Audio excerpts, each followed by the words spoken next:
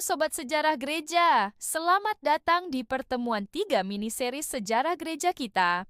Hari ini kita akan menjelajahi perjalanan seru gereja mula-mula di tengah badai penganiayaan. Kita akan menyelami peran para martir sebagai saksi iman yang berani dan melihat bagaimana apologetika menjadi senjata intelektual dan spiritual melawan tekanan kekaisaran Romawi. Siap untuk petualangan sejarah yang mendebarkan? Mari kita mulai. Bayangkan dirimu hidup di abad pertama hingga awal abad keempat Masehi. Kekaisaran Romawi sedang berada di puncak kejayaannya, tapi ada satu kelompok yang sering menjadi sasaran penindasan. Ya, orang-orang Kristen. Tapi mengapa? Apa yang membuat penguasa Romawi begitu resah dengan kehadiran komunitas Kristen? Pertama-tama, orang Kristen sering dituduh sebagai ateis. Aneh, bukan? Padahal kita tahu mereka percaya pada Tuhan. Masalahnya, orang Kristen menolak menyembah dewa-dewa Romawi dan kaisar. Bagi masyarakat Romawi yang politeistik, ini dianggap penghinaan besar. Kedua, ada tuduhan kanibalisme. Wow, dari mana datangnya tuduhan mengerikan ini? Ternyata, ritual perjamuan kudus sering disalahpahami. Ketika orang Kristen berbicara tentang makan tubuh dan minum darah Kristus, orang luar yang tidak paham konteksnya bisa salah mengartikan. Yang ketiga, orang Kristen dianggap antisosial dan menolak nilai-nilai publik Romawi. Mereka tidak ikut festival keagamaan umum, tidak mau berpartisipasi dalam ritual pemujaan kaisar, dan memiliki gaya hidup yang berbeda. Ini membuat mereka dicurigai sebagai ancaman terhadap tatanan sosial. Nah, Sobat Sejarah, dapatkah kamu bayangkan hidup di tengah situasi seperti itu? Tekanan dan ancaman bisa datang kapan saja. Penganiayaan terhadap orang Kristen mulai meningkat di bawah pemerintahan Kaisar Nero pada tahun 64 Masehi. Nero bahkan menuduh orang Kristen sebagai dalang kebakaran besar di Roma, meskipun banyak sejarawan modern meragukan tuduhan ini. Setelah Nero, penganiayaan berlanjut di bawah kaisar-kaisar berikutnya seperti Domitianus, tapi puncaknya terjadi di era Kaisar Diocletianus pada awal abad keempat. Diocletianus melancarkan penganiayaan sistematis dan besar-besaran, memerintahkan penghancuran gereja-gereja dan pembakaran kitab suci. Tapi tahukah kamu, di tengah tekanan berat ini, komunitas Kristen justru belajar untuk bertahan, bersaksi, dan menjaga iman mereka dengan lebih kuat.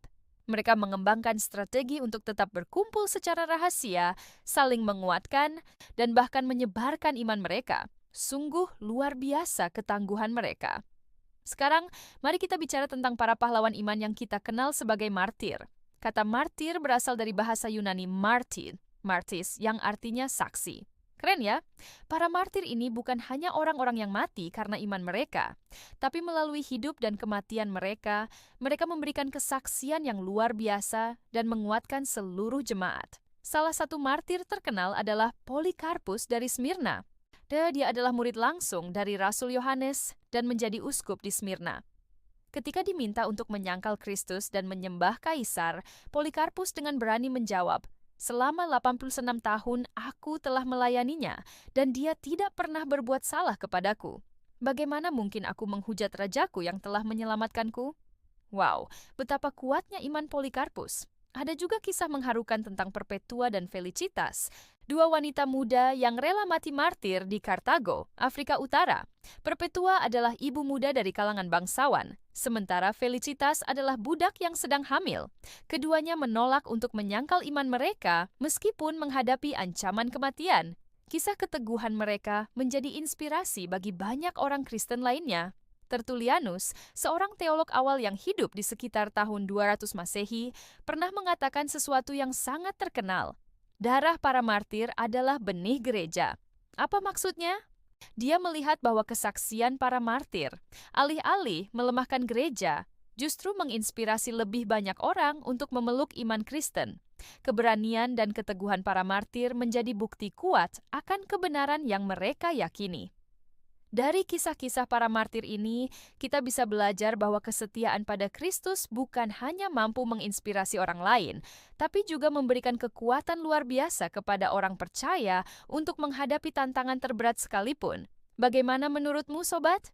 Dapatkah kita memiliki iman sekuat itu dalam menghadapi tantangan hidup kita sehari-hari? Nah, selain kesaksian para martir, orang-orang Kristen awal juga mengembangkan cara lain untuk membela iman mereka. Apologetika. Apologetika adalah upaya untuk menjelaskan dan mempertahankan iman Kristen secara rasional dan intelektual. Ini menjadi respons penting terhadap berbagai tuduhan dan kesalahpahaman tentang kekristenan. Salah satu tokoh apologet terkenal adalah Justinus Martir.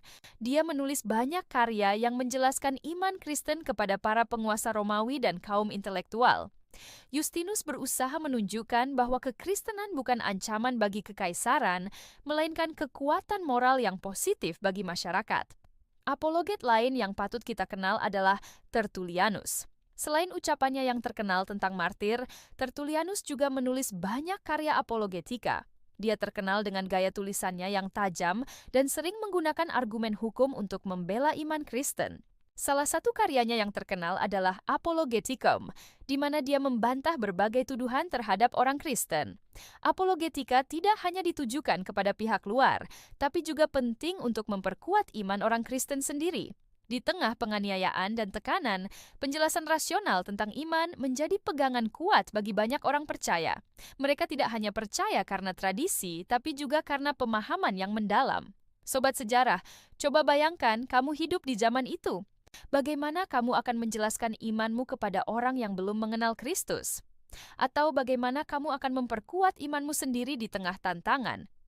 Apologetika mengajarkan kita untuk tidak hanya memiliki iman yang kuat, tapi juga mampu menjelaskannya dengan baik.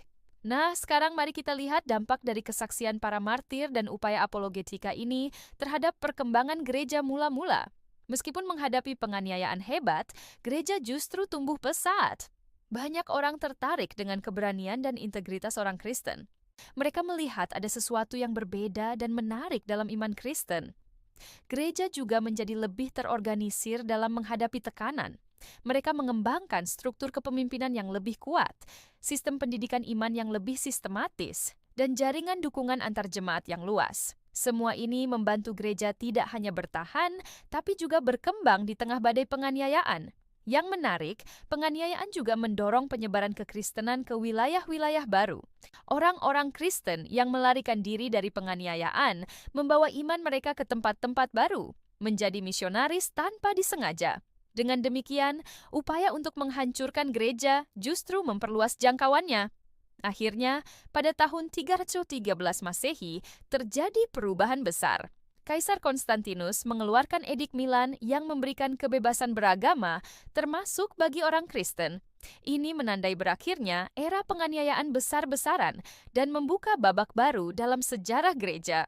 Jadi, sobat sejarah yang luar biasa, apa yang bisa kita pelajari dari perjalanan gereja mula-mula ini? Pertama, kita melihat bahwa iman yang sejati mampu bertahan bahkan dalam ujian terberat. Kedua, kesaksian hidup yang konsisten memiliki dampak luar biasa. Dan ketiga, penting bagi kita untuk mampu menjelaskan iman kita dengan baik, baik untuk memperkuat diri sendiri maupun untuk menjangkau orang lain. Bagaimana denganmu? Apakah kisah-kisah ini menginspirasimu? Mungkin kita tidak menghadapi penganiayaan seperti gereja mula-mula, tapi kita pasti punya tantangan kita sendiri. Bagaimana kita bisa menerapkan pelajaran dari sejarah ini dalam hidup kita sehari-hari? Nah, itulah perjalanan kita hari ini menelusuri sejarah gereja dalam penganiayaan, peran para martir, dan perkembangan apologetika. Semoga ini memperkaya pemahaman kita tentang akar iman Kristen dan menginspirasi kita untuk hidup dengan iman yang lebih dalam dan berani. Sampai jumpa di pertemuan berikutnya, Sobat Sejarah. Tetap semangat dalam belajar dan menghidupi imanmu.